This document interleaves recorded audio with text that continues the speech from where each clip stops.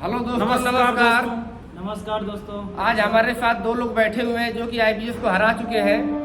मेरे पास बहुत पहले आए हुए थे, फिर मैंने इन दोनों लोगों से मुलाकात की तो आज इन लोगों ने बताया कि आज हम तीनों लोग मिलकर आईबीएस पे कुछ चर्चा करना चाहते हैं, जो कि आईबीएस ठीक क्यों नहीं हो रहा है।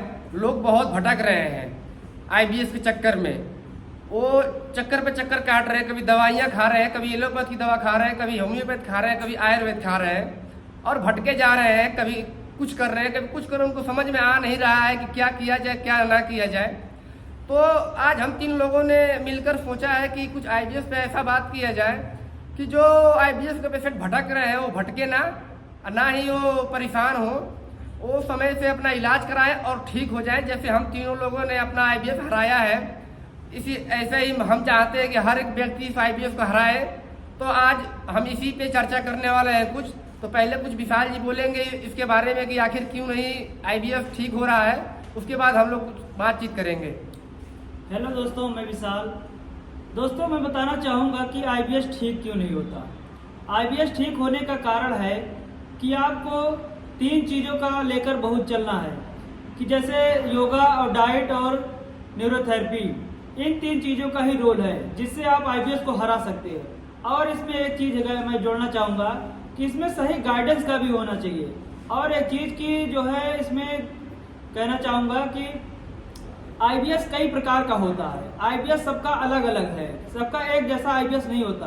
तो इसको समझना, इसको डायग्नोज करके पकड़ना, ये बहुत इंपॉर्टेंट होता है। जब तक इसको पकड़ में नहीं आएगा कि आईबीएस कौन सा है, आपका पेट का है कि माइंड का है कि आपका नेवल का है, ये 3 चीज आईबीएस आपका पकड़ में आ गया कि ये क्या दिक्कत आ रही है, तब आपको 100% आईबीएस से निकलने के लिए कोई फिर रोक नहीं सकता है। दोस्तों, मैं यही कहना चाहूँगा कि आईबीएस में आप इधर उधर भटके मत ज़्यादा। इसको आप एक बार डायग्नोज कराएं, किसी एक्सपर्ट से जो आईबीएस से निकला है उससे मिलें, उससे एक बार अपना बताएं समस्या को, वो समझे तो उस पर वो अपना काम करे, तो जाके आईबीएस को वो हरा सकता है। जैसे विशाल जी बोले कि आईबीएस कई प्रकार का होता है, ये सच बात है दोस्तों।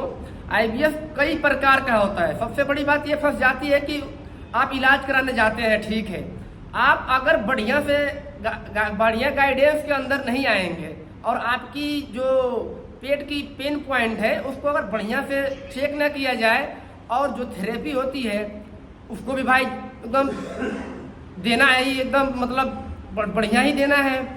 अगर वहाँ भी अगर थेरेपी में भी गलती हो जाती है, वहाँ भी आप धोखा खा सकते हो। अगर आपको डायग्नोज करने में दिक्कत होती है, वहाँ भी आप धोखा खा सकते हो।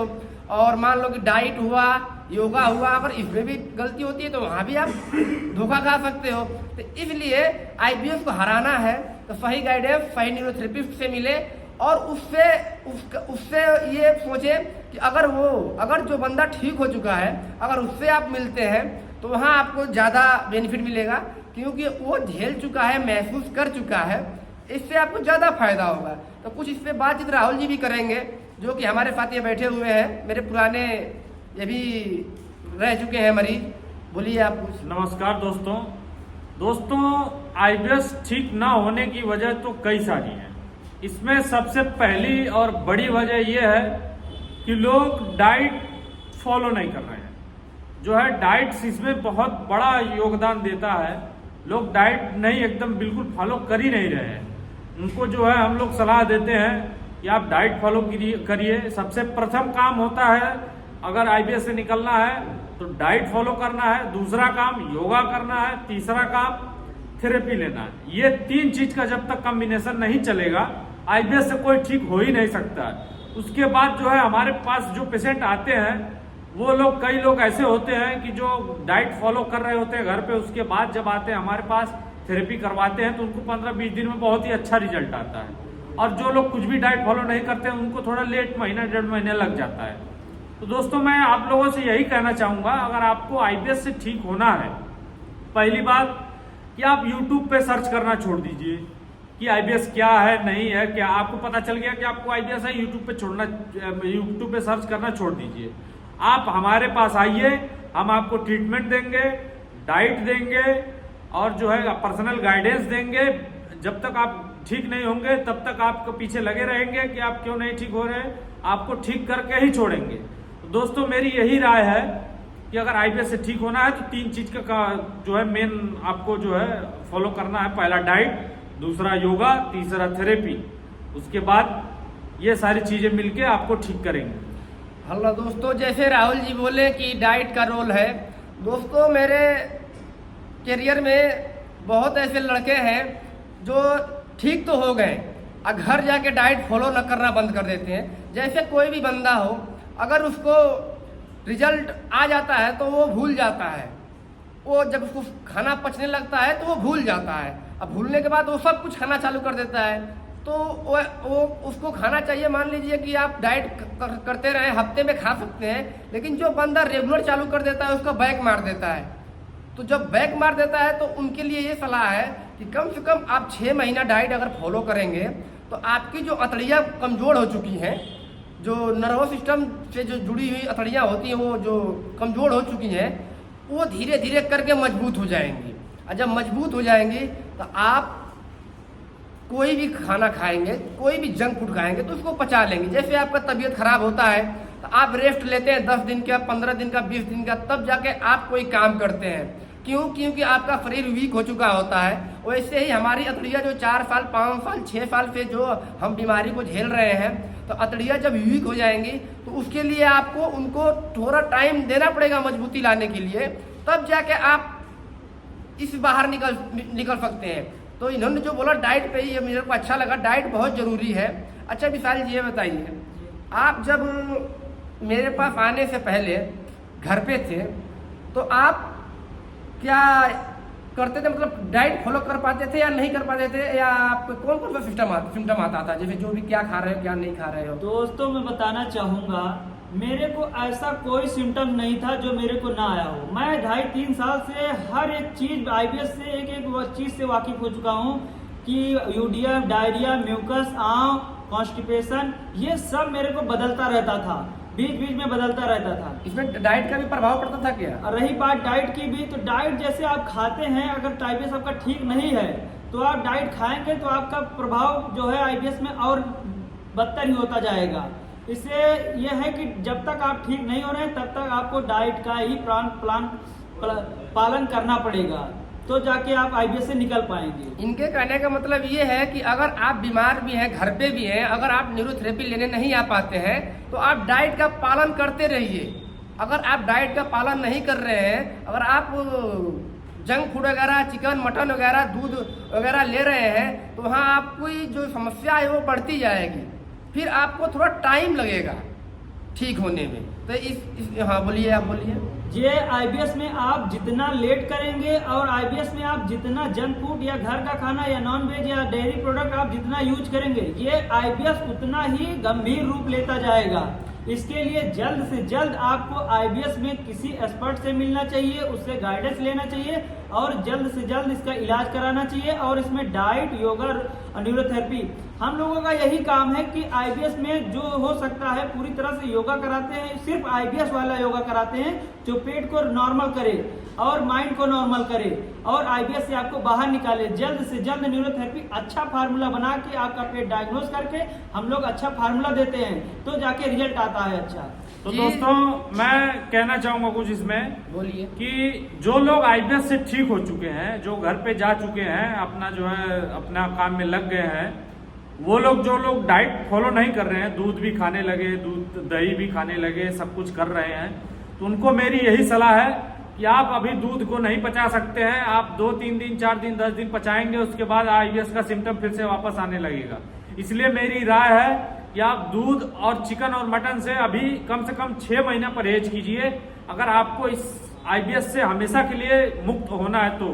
नहीं तो ये सिम्टम फिर से वापस आपको आएंगे, परेशान करेंगे, तो आप फिर से परेशान हो जाएंगे कि क्या हो गया।